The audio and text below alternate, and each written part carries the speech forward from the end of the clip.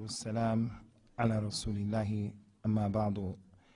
For this, the last lecture for this program that we've been dealing with in the last 2 days, some sister during the course of the day had put forth a question concerning the 10 major signs. So the organizers had agreed that the talk can be something centered around that, to change it from what was the last scheduled topic. I think it was called Famous Women of Islam, something like that. So I had mentioned in answering the question that there were 10 major signs, and while I was waiting to come on, I asked a few of the brothers here what were those 10 major signs. I asked one brother, in a nice way I'm saying this, not to put him down, I asked him how many major signs. He said, I don't know. And I asked the other ones, how many? Someone said 10. What were they? And a lot of people don't know. And I'm not putting that brother down. I want him to feel that way. It's just making a point that these issues are really important because we're living in the last days, so we should kind of like not just hear these issues and let them go by, because all of them are having subdivisions and branches connected to them that are extremely important. Again, just to mention this issue, there is some fiqh concerning the major signs, some understanding that we have to have, issues we should know. The major signs are different from the minor signs. A lot of differences. The very first minor sign is the sending of the Prophet sallallahu alaihi wasallam, who said, "Bu'ithtu bayna yaday sa' kahatain." I've been sent close to the hour like this, and he put his fingers like that. And he also said that he was the first sign that Yawmul Qiyamah is about to be established. So those minor signs, they're stretched out far apart.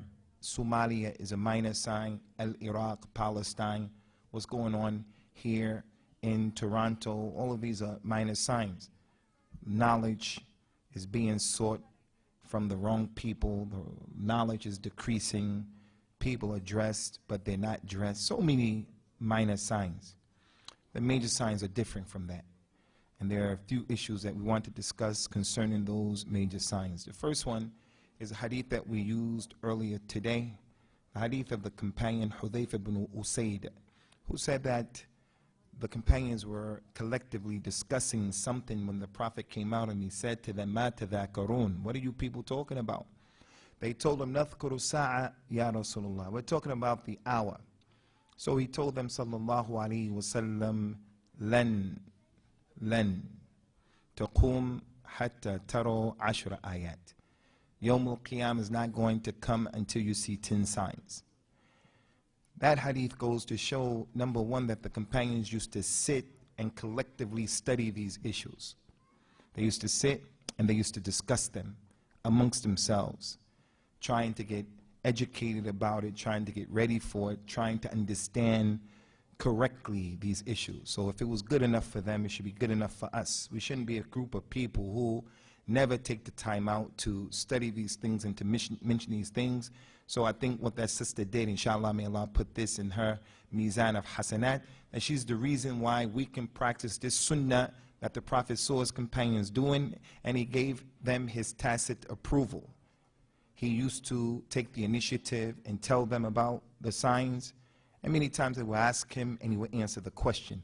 So it was an issue that was at the forefront of their mind. So what we're doing right now is from his sunnah sallallahu alaihi wasallam. So those 10 major signs, right? If we're going to have fiqh about them, we have to know what they are. The 10 major signs. As I mentioned earlier today in this hadith, it's the sun rising from the west. It's the dukhan that's going to come in the sky, the smoke. Ad-Dajjal is number 3. The dabba, the animal, you can't tell the front from the back, is the 4th one. The Mahdi is the 5th one. Ya'juj and Ma'juj, number 6. Isa ibn Maryam coming down, number 7. 3 major earthquakes, landslides, number 8. And those major earthquakes, they're not the earthquakes that happened in the tsunami. Those tsunamis that happened in the Muslim world around there. Those not from the major signs, and we'll tell you why when we come to that. So if those tsunamis were not a major earthquake of the major signs, then only Allah knows the intensity and the sheer volume of the earthquakes of Yawm al-Qiyamah being established. Number 9 is that there will be a wind that will take the souls of the people. And number 10, a fire is going to come and it's going to lead the people to the mahshar, to Yawm al-Qiyamah. So that's what the Nabi said, sallallahu alaihi wasallam. So from understanding and contemplating these major signs, we have to know what they are first. And we have to also understand about them the way the companions understood. It's not permissible for you to understand that the Mahdi is the Mahdi of the Shiite, somebody who's waiting in a cave for over 1,000 years. The Mahdi is not the Mahdi of Sudan, who fought the Brits and defeated the Brits. The Mahdi is not Dr. York in Brooklyn from the Ansarullah community. A Dajjal, the Dajjal that the companions understood, not the Dajjal of the people, arrivals. We found that many of our Shabab used to get on the internet and they would watch all of those clips on YouTube about the arrivals. 5 hours worth of videos. You have to get a life. If you have time to watch that nonsense and then at the end of the day they're talking about a Shiite Mahdi, the Dajjal was a Mahdi the Dajjal was a human being. That's what the companions understood. They thought that the little boy Abdullah ibn Sayyad was possibly the Dajjal. The Prophet said that the Dajjal, he won't have any children. He's a human being who has one eye. He's not the TV set. You'll find somebody saying that the Dajjal is the New World Order, it's the financial system, it's the political system. Oh, the Dajjal is a human being. So the point is, all of these 10 signs, we have to understand them, comprehend them, get fiqh about them, and come out with a natija or a result that the companions came out with, not some new stuff. Another thing that we have to understand about these 10 major signs is that the Nabi sallallahu alaihi wasallam didn't mention these things just so that we can gather up information for the mere gathering of information. He mentioned these things so that people can do works. And what was collected by Imam Muslim on the authority of Abu Hurairah radiyallahu anhu, the Nabi told the people sallallahu alaihi wasallam, Badiru bil a'mal sitta. Hurry up and do the good deeds before 6 things happen. Hurry up and get busy and do the good deeds before 6 things happen. From those 6 things, 4 of them were from the major signs that he mentioned. Hurry up and do good deeds before the sun comes up from the west. Hurry up and do the good deeds before the dabba comes out. Hurry up and do the good deeds before the smoke comes. Hurry up and do the good deeds before the Dajjal comes. And the other 2 are from the minor signs. Hurry up and do good deeds before you die. And hurry up and do good deeds before the bad leaders are over the Muslims. So the point here is, from the fiqh of these major and minor signs, is that the goal and the objective is not just information. It's about doing works. Badiru bil a'mal fitanan kallayl al-mudhlim. Yusbihu ar-rajul mu'mina wa yumsi kafira. Wa yumsi mu'mina wa yusbihu kafira. Yabi'u dinahu bi aradin min ad-dunya. Hurry up and do the good deeds before the time comes when there's a lot of fitna.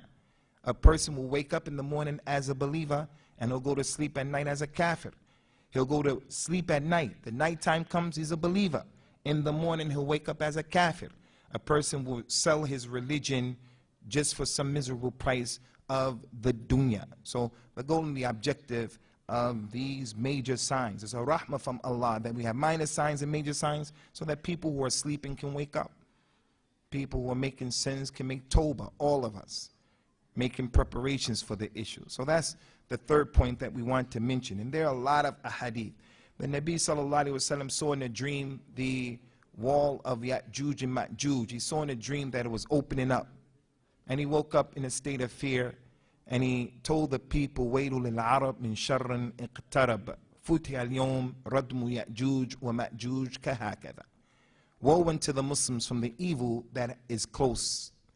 The wall of Ya'juj and Ma'juj has opened up like this. And he said every day they're coming and they're trying to open up that wall, And when they can't get it open, by the time the sun goes down, they say, okay, we're coming back tomorrow, and they go back. For some reason, they don't have enough sense, or they don't have the tools and utensils, get on each other's back and jump over the wall. Cut down some trees and make a ladder and get over the wall. They haven't figured that out.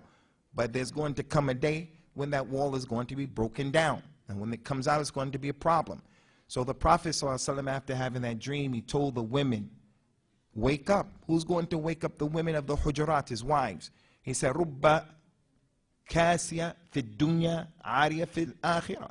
Maybe the lady who has some clothes in the dunya will be naked in the hereafter. Maybe, meaning, in the dunya, she has some benefit. People think she's religious or something. She thinks she's religious, but in the hereafter, there's going to be problems. So the point here is, he used to be afraid, so he would wake his family up to start making salat and seek refuge in Allah Azza wa Jalla from the fitna of the Ya'juj and the Ma'juj. The goal and the objective of these types of lessons, of this issue, is to get prepared and not to be caught unawares. From what we as Muslims should know concerning these issues of the major signs especially, is what the Prophet says, sallallahu alaihi wasallam, and this is really important. He said, خُرُوجُ الْآيَاتِ بَعْضُهَا عَلَى إِثْرِ بَعْضٍ يَتَتَابَعْنَا كَمَا يَتَابِعُ الْخَرَزْ فِي النَّظَامِ. He said that these ayat, the last 10, when they happen, they're going to be holding on to the heels of each other. Once one comes, the other one is going to come immediately after that. Unlike the minor signs, the Nabi came and he's the first sign of Yawm al-Qiyamah. He's the first one. That was 1,433 years ago that he made his hijrah. So relatively speaking, that's a long time ago, relatively speaking, relative to our lives and the way we consider time. Yawm al-Qiyamah, 1,433 years is not a lot. But relatively speaking, that happened a long time ago. And there are other minor signs that didn't happen yet. Many minor signs, like so many. We don't have time to even go into that. But these major signs are different. Once one of them comes, the next one, and then the next one, and then the next one, and the next one. And that's one of the reasons why we say that the tsunami was not those earthquakes. Because if the tsunami was the earthquake, things would have happened before it already, and other things would have happened quickly after it. Those earthquakes that are coming, they are on a different scale and magnitude. So that's what we have to understand. Also, another important issue concerning what the companions used to study concerning the major signs is the fact that some of those major signs, once they happen, khalas, you can't make tawbah to Allah and you can't accept Islam. He says, sallallahu alayhi wa sallam, ثلاث إذا خرجت لا ينفع نفسا إيمانها ما لم تكن آمنت من قبل. There are 4 signs. If they come out, a person's iman, faith on that day, belief, won't benefit him if he didn't believe before that. And those 4 major signs, if they come out, you can't accept Islam, it won't be accepted from you, will be when the sun comes from the west. Because everybody's going to know La ilaha illallah on that day. Already there are many signs that are around people letting them know. One of the questions that were put forth in the last Q&A session was, how do I tell someone of the existence of Allah? There are many ayat that prove Allah exists that we can use to tell people. But the human being, he wants to be arrogant. He wants to be mutakabbir, and he wants to be mustakbir. He wants to be jahil. He wants to be anid. So he rejects those signs. But concerning these 4 major signs, when the sun rises from the west, everybody is going to know this is something is going on.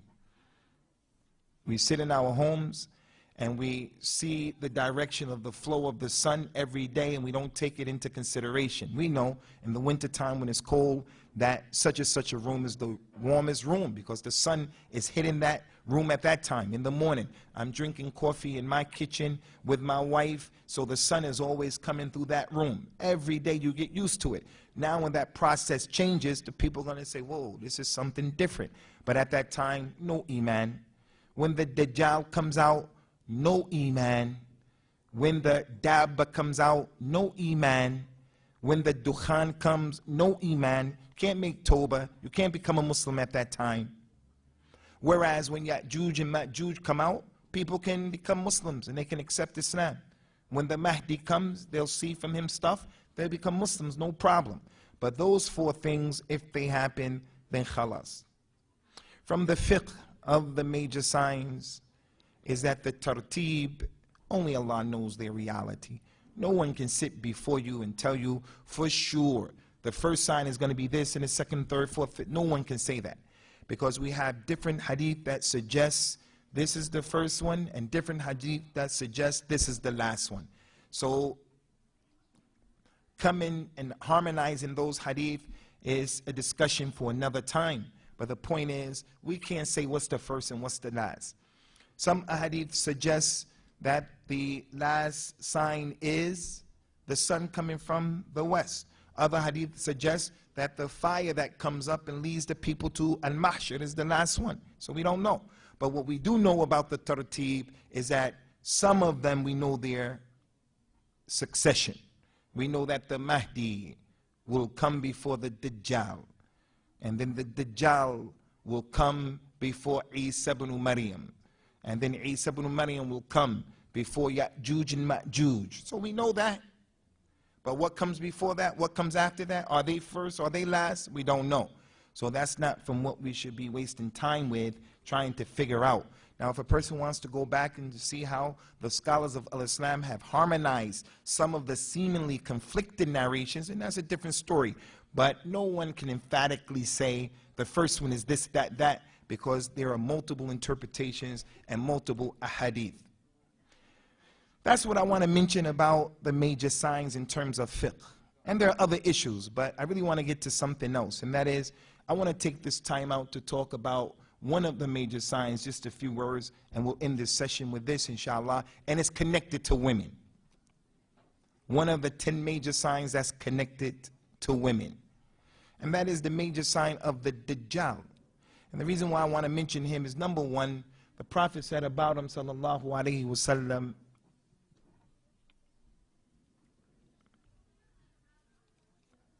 ما من نبي إلا وقد حذر قومه من المسيح الدجال. There was never a prophet who came except that he warned his people about the Dajjal. They didn't all warn their people about Ya'juj and Ma'juj. They didn't all warn their people about the Dabba. They all warned their people about the Dajjal.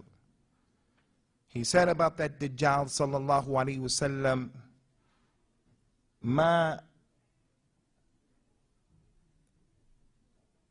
من خلق بين آدم إلى قيام الساعة أكبر من الدجال. There's no fitna from the time that Allah created Adam until Yawm al-Qiyamah. There's no fitna bigger than that Dajjal. That Dajjal is a big problem. He's going to come out, and he'll come to a city of people who will be suffering from a drought, and he'll tell them that he is their Lord, and they'll believe in him, and as a result of that, they're going to get rain, and their animals are going to flourish, and their vegetation is going to flourish, and they're going to benefit in the dunya. And then he'll leave that town and go to another town of believers, and he'll tell them, I'm your Lord, and they'll disbelieve in him because they know the aqidah. They know that Allah Azza wa Jal can't be seen in the dunya, so that disqualifies you. They'll be able to read kafir on his head. They'll know that he has one eye, and Allah doesn't have one eye. Allah has two eyes that befit his majesty. He knows how they are. It's not for you and me to try to figure that out. The Prophet says, sallallahu alaihi wasallam, that Allah laysa bi'a'war. Allah is not with one eye. So when Dajjal comes, he has one eye. He's not Allah. So these people will say, no, you're a liar. You're kadhab. You're the Dajjal. As a result of their iman, they're going to have to suffer from the drought, and their animals are going to die. So that Dajjal is a big fitna. He'll have the Jannah, but his Jannah is the Nar. He'll have the Nar, and his Nar is the Jannah. The time of things being topsy-turvy, upside down. The liar will be believed, and the truthful one will be disbelieved. The one who is not trustworthy will be trusted. You will think that that's your friend. This is the time we're living in. So as I said the other day, you have to exist today with guarded optimism. Don't marry too quickly. Don't borrow money. Don't do things without taking your time. If you have to make a quick decision about something, when you hit the ground running, then you do the best that you can. But if you have time, you take your time to make decisions about everything. Just let that be a part of your minhaj and who you are, in whatever it is. Because we're living in a time where things are not their reality. Most things are not real. So that Dajjal, as the Nabi said, sallallahu alaihi wasallam, and why we mention in this today, connected with the sisters' program and session, he told the people, إِذَا تَشَهَّدَ أَحَدُكُمْ فَلْيَسْتَعِذْ بِاللَّهِ مِنْ أَرْبَعٍ. If one of you is making the prayer, before coming out of your prayer, you should make isti'adha in Allah from 4 things. You should seek refuge in Allah from 4 things. In your prayer, before salamu alaikum, salamu alaikum, you should say, Allah, I seek refuge in you from the adhab of the qabr. I seek refuge in you from the adhab of the nar. I seek refuge in you in the fitna of a dajjal. I seek refuge in you from the fitna of the life and the death. There's a scholar in Islam, sisters. His name is Ta'us, which means a peacock. Ta'us. He's from the Tabi'een. He was taught by Abdullah bin Mas'ud, radiyallahu anhu wa ardahu. He used to say to his son, if his little kid would pray the salat, he would say to his son, did you seek refuge in Allah from the Dajjal? If the boy said no, he would tell his boy, make the salat again. This dua that I told you, Allahumma inni a'udhu bika min adhab al-qabr wa min adhab al-nar wa fitnat al-masih al-dajjal wa fitnat al-mahya wal-mamat. If you don't make this dua in your prayer, it's the sunnah. Your prayer is not destroyed. It's not batila. You left the sunnah. But why would he tell his son to repeat the prayer? He would tell his son to repeat the prayer because he's giving his son tarbiyah about learning about that dua and the Dajjal. Ta'us ibn Kaysan al-Yamani, he met 50 of the companions, 50. And he said they used to talk about this to him all the time. So he dealt with it with his son, with his child. He made Hajj 40 times, 40. They said, why is it that you make Hajj so many times? He said, because if the Dajjal comes out, he won't be able to enter to Mecca or Medina. So I hope that I'm in Mecca when he comes out. That's how serious he used to look at the issue. Now my child, your child, when I tell my kids, my little man Muawiyah, I tell my little ones, Arwa, those little guys about the Dajjal, they always say to me, Abi, tell us about the boogeyman. Tell us about the boogeyman. Their concept of the Dajjal is the boogeyman. But that's okay. They're only 4, 3, 5. And all they see is I'm spending time with them, and instead of telling them scary stories of khurafat, Halloween, this, that, I'm telling them something about the religion. Inshallah, when they hit the age of 10, 11, 12, 13, 14, that boogeyman story will translate into something that's real. I check out, Allah causes me to check out, my kids have that in their mind, a Dajjal. And how many times did our parents teach us something we didn't understand? We just did it. But then when you got older, you understood the wisdom of what they were doing. So what's wrong with the mother? What's wrong with the mother, the older sister, sitting down, telling her children about the Dajjal, her nieces and nephews about the Dajjal, spending some quality time before bed or other than that? And the Nabi, as I told you, sallallahu alaihi wasallam, used to sit with his companions, and for no reason he starts mentioning the Dajjal. And while he was talking to them about the Dajjal, one time he was talking, and he looked over. In the middle of the talk, he just looked over. All of the people looked at the same time. And he just looked back at them, and he saw they were nervous. He said, what's the matter? He said, Ya Rasulullah, you were talking to us about the Dajjal. Then you looked over there. We thought he was going to come out right now. So we were nervous. The Prophet said, if he were to come out and I'm with you, ana hajijukum min dunihi, I'm going to protect you from him. Don't worry, I'm here with you. Which goes to show the companions are not like anybody else. Anjasha and everybody else. They were there with the Nabi, sallallahu alaihi wasallam. One of them would be afraid to do something because the Quran can come down and expose them for the relationship, for the business dealing, for what he's involved in. The Quran can come down and reveal his situation, like what happened with Hafs and Aisha. So they had to be on a level that was not our level. I leave this place and I go over here to this place, they call it Dixie, I think, something like that, and I go buy a gun, I go buy some crack, I go buy some weed, I do what I want. You don't know what I'm doing. Those companions were not like that.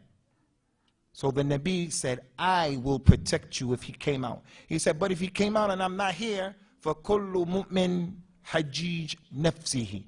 If he comes out and I'm not here, everybody be responsible for his own self. And I'm telling you, none of us are in a position, without any istithna, no exception, none of us are in a position to be sure about our deen when the Dajjal comes out. So he told us what? If he comes out and you hear about it, go the other way. Because a person will think he's on a level of religion and he'll go and then he'll be tricked. Because the Dajjal will have the ability to bring your mother back to life, your father back to life. Meaning, he'll take on that image and start talking to you like he's your mother. And that's why we don't sit and take knowledge from any and everybody based on that hadith. Don't go to any and everybody. Go to the people who they have knowledge. They're talking about the sunnah. They're talking about the correct aqidah. They're inviting the people to al-ittiba and i'tisam on the sunnah and things like that. People talking all that nonsense. Jihad, the da'wah of killing people, shabab, this, that. Avoid those people. We don't want our young people throwing their lives away, going to Somalia to do what? To do what? To raise the banner of La ilaha illallah? So anyway, the point here is that Tabi'i, Ta'us ibn Kaysan al-Yamani, tell his son, do your salat again. Why did he tell him that? Again, because the companions used to put that type of tarkeeds and emphasis on the issue, and also because he knew the majority of the people will follow the Dajjal are women and children. That's what the Nabi said. That's not a misogynistic statement. That's not a statement where someone is anti-woman and feminine. La. The majority of the people will follow the Dajjal or the women. And that's for many reasons. They don't have many opportunities to get educated in the deen. A lot of times the woman is just a vessel to have children and that's it. A lot of times the culture, the society is putting her on the parameters of she's being marginalized. She's not learning. Another reason, as we mentioned the other day, she's watching TV all day, those musalsalat. She's just, that's her life, is the musalsalat. She buys those magazines about who did this and who did what and what happened and that and this, who had that and why did they name their baby this and that and that. It's not only women who do that, but generally that's what you'll find. That's what you'll find. And you'll find men, they'll go to the movies and they'll watch a movie, and I'm not saying that's okay, but it's a fact. They'll go to the movies, they'll watch a movie, but not like the woman. Many women give their time to that nonsense. So the man will say to his friend, stop being like a woman. Stop being like a woman. So it's not for the Muslim woman to have her mind in the gutter like that. The Prophet says, sallallahu alaihi wasallam, inna Allah yuhibbu ma'ali al-umur wa yakrahu safsafaha. Allah loves the high affairs. For you to have high determination. For you to be a person who memorizes or do this, you get your degree. Don't just be satisfied with what's low. These Asian communities, we call them Asians over there. Only when I started to live in the UK would I call them Asians, but Pakistanis, these Pakistanis in the other masajid in this city, they expect their children to go to the university, and they go. And we don't expect that from our black people. We don't expect that from, we're low achievers for different reasons. And the Somali community being in the diaspora, that you find yourself, you not in your country, you're in a host country. And now this country has become ours, so I'm not apologizing. We're here, we pay taxes, and we become an integral part of the fiber of this society. But we have a lot of issues. And one of those issues is being satisfied with being low achievers. Why we have to be low achievers? And then our women, our girls are accelerating academically, professionally over the males, and something's wrong with that equation. Something's wrong with that equation. So the shahid of all of that kalam is, the point of all of that is, if the women are going to be the majority of the followers of a Dajjal, then she more than anyone has to be on top of her program. She has to be on top of her program. So that Dajjal, a lot has been mentioned concerning him. One of the reasons why we're mentioning him instead of the other 9 is again that the Prophet, he told the people sallallahu alaihi wasallam, la yakhruj. لا يخرج الدجال حتى يذهل الناس عن ذكره وحتى تترك الأئمة ذكره على المنابر. The Dajjal is not going to come out. He will not appear. He's not going to come out until people forget about him and until the Imams stop mentioning him on the minbar. So as long as people are mentioning him, people are reminding each other about him, he's not going to come out. But if the people stop talking about him, he's going to come out while the people are on that state of ghafla. And when he comes out, it's going to be a problem. It's going to be a major problem. So with that being the case, my sisters, aunties, my little nieces, you guys, this is an issue that it's worth your while to turn that TV off sometimes and sit down with your children. You learn some things about the Dajjal. Sahih Bukhari, Sahih Muslim has the most hadith about the Dajjal in it. And you go over those issues to let these children and yourselves know to be aware. A soldier who is informed and aware, he's more effective than the soldier who doesn't know. They say to him, go conquer that mountain over there. And some people just run off. Other soldiers say, why we got to conquer that mountain? What's over there? You tell him what's over there, he'll know what's going on. It makes sense. He'll be more inclined to be committed to that. So how are you going to fight the battle if you don't have weaponry? And how are you going to fight the battle if you don't even know the enemy? And the way we know this enemy of a Dajjal is through the correct aqeedah. From the asul of a Salafiyah, the Salafiyah meaning not no group. There's a group of people call themselves Salafis. Don't be with them, Troy. Don't be with them people. Be with a Salafiyah. And what's that in Salafiyah? Understanding this Quran and the Sunnah the way Abu Bakr, Umar, Uthman, and Ali understood it. That's what it is. As for the group, you must be with us in our group. Get out of here. That's not from our deen. If you want to go pray in this group, no problem. But I'm with a group, don't be upon Salafiyah. From the asul of a Salafiyah is knowing that you can't see Allah in this dunya. You cannot see Allah in this dunya. So I want to end on this particular issue, inshallah, and we'll call it a day. There was a hadith that's been collected by the Imam Bukhari and Muslim. Both of those hadith, they talk about the same issue, but one in Bukhari brings some information, the other one in Muslim doesn't bring, and vice versa. The one in Muslim was narrated by the companion An-Nawas ibn Sam'an. And the one in Bukhari is Abu Sa'id al-Khudri. Tremendous hadith in which the Nabi said that Dajjal is going to come, and they're going to be a group of people from this ummah who still don't know. They're 50-50. Is he Allah? Is he not Allah? 60-40, 40-60, 30-70. They're going to be a group who still, they don't know. He didn't totally captivate them yet. So there'll be a young man who'll come and he'll say, you're the Dajjal that the Prophet warned us of. And then he'll tell the people, hey, this guy is the Dajjal. This guy is the Dajjal. You better watch out. Let's get out of here. Get away from him. He's the Dajjal. Which is a proof that warning about people is from the religion. But you have to warn about people with justice. You have to warn about people with knowledge. You have to warn about people not based on personalities and politics and power and nonsense. This guy, he is the Dajjal. That Dajjal will say to those 50-50 people, 40-60 people, 60-40 people, if I kill this guy and bring him back to life, would you people then believe that I'm your Lord? They say, of course. Allah is the one who gives life and death. He will cut that man in half. The Prophet said, يَقْتَعُهُ جَزْلَتَيْن. Jazlatain means he's going to be split in half. Split.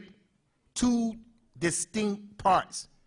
And he's going to walk right between him and turn around and point at him, and the boy is going to come back to life, and Dajjal is going to start laughing.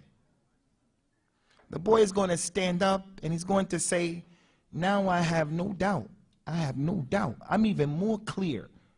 أنت الدجال الذي حذرنا النبي صلى الله عليه وسلم منه في حديثه. I have no doubt you're the Dajjal that the Prophet warned us about in his hadith.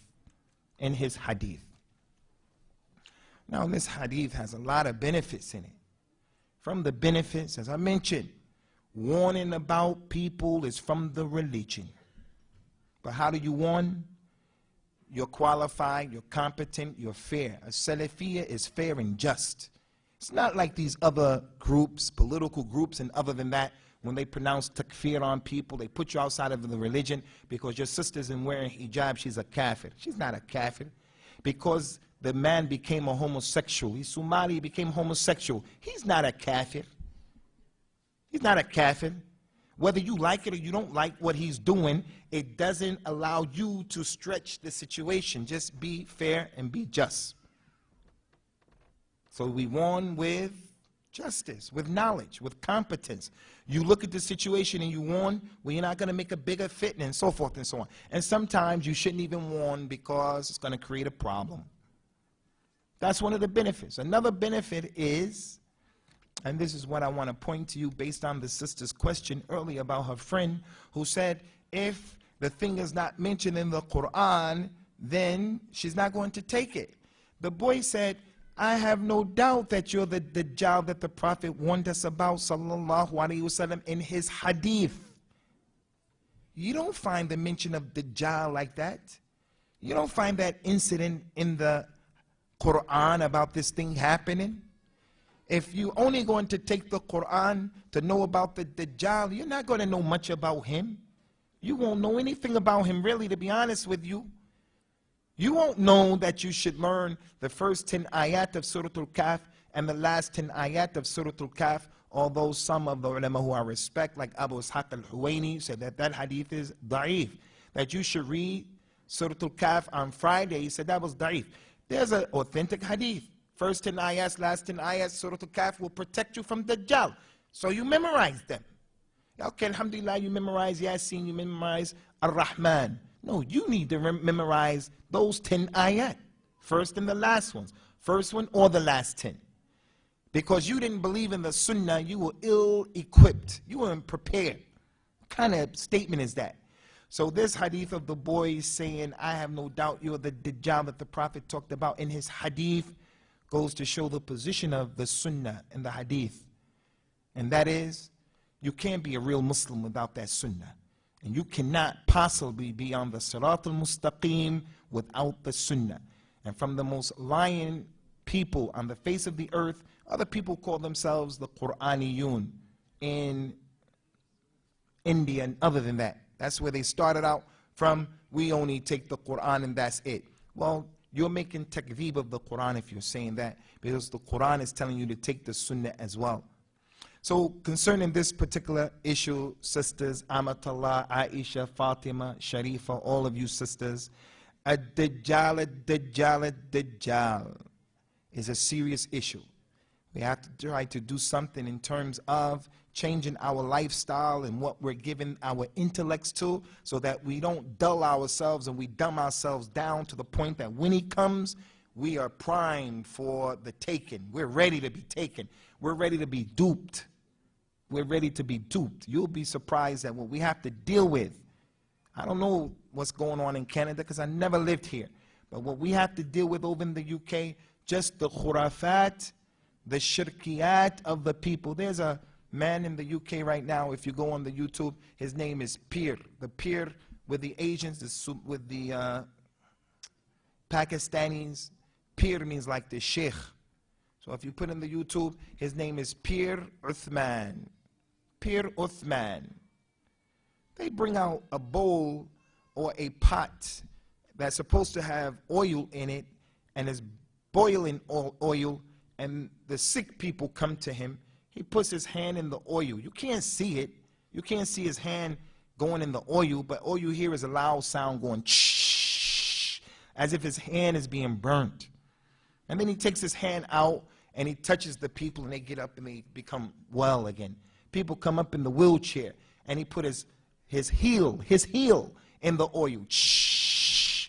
And then he put the heel on the thighs and the knee of the man who's been crippled all his life. And then he jumps up and he starts running up and down. And then the people believe that. The people believe that the prophet came to someone's house and he left a big footprint. Just go on the YouTube and put in the prophet's footprint. In Pakistan, the people were thousands, tens of thousands of people lining up to pay money to go inside to see the prophet's footprints. And the footprint was bigger than an elephant's footprint. I'm not lying to you. Put it in there, the prophet's footprints in the YouTube. You'll see it's there. That's what we're dealing with. Now, if you're that simple, you're a simpleton to that degree. You're that simple. When the Dajjal comes and you need money, we all need money, he's going to be able to just break you off and give you money just like that. And a lot of money. He'll be able to cure people, bi-idhnillah. And the fact that he's able to do that, it's not the first time that someone brought someone else to life. Isa ibn Maryam brought the man to life. Musa brought the man to life. Ibrahim brought the bird to life. Bi-idhnillah. All of those things happen. So why would Allah allow other than the awliya to do it? Why this guy? Why can he do it? Allah said about himself in the Quran, La yus'alu amma yaf'al wa hum yus'alun. Allah is not asked why he does what he does, but they are asked, why do they do what they do? So we need to get a grip and get it together in terms of just trying to learn the basics of our religion, just the basics. You don't have to be a scholar. You don't have to memorize the Quran, although if you did that, alhamdulillah, and prepare ourselves to just be more competent in terms of more competent, more effective. These issues that distract us, that have nothing to do with the reality of our struggle. He's this, she's that, he's on it, that kalam will prevent you from advancing in your religion. You have things that are right in front of your nose. And from what you have to concern yourself with, from a person's good Islam, is concerning himself with that which is his business. Learning about the Dajjal is your business. That's your business. What Sheikh Fulan said about that other Sheikh, and what they said about that guy, and what those people said about Khalid ibn Walid, and what they said about, that's not your business. That's just the kalam of a bunch of young people who just don't have anything else to do, and they've been duped, and they have ghurur. They actually think that they're doing something. As for you, busy yourself with what is going to benefit you when Allah asks you. He's not going to ask you what Sheikh Fulan said about that one, what that Sheikh said about that Sheikh over there, and why he did. He's not going to ask you about those issues. He's going to ask you other issues about your deen. And from your deen is this issue. Protect yourselves and your family from the Dajjal. And we ask Allah subhanahu wa ta'ala to, inshallah, give us the success in this deen, and to give us success in the dunya as well. And like the brother who went before me, we just want to thank all of the brothers and all of the sisters for having us here and participating in this program. So if anything that was said was right and exact, then that's from Allah Azza wa Jal. Wahdahu la sharika lahu. Allah alone. Not Prophet Muhammad, not Jibril. Anything that was right and successful was correct, that was from Allah. Wahdahu la sharika lahu. And anything that was said by me that was incorrect, then Allah and His Messenger, both of them are free from that. And we seek refuge in Allah Azza wa Jal from misrepresenting His deen. Subhanaka Allahumma wa bihamdika wa ashhadu an la ilaha illa ant astaghfiruka wa atubu ilayk. Wassalamu alaikum wa rahmatullahi wa barakatuh.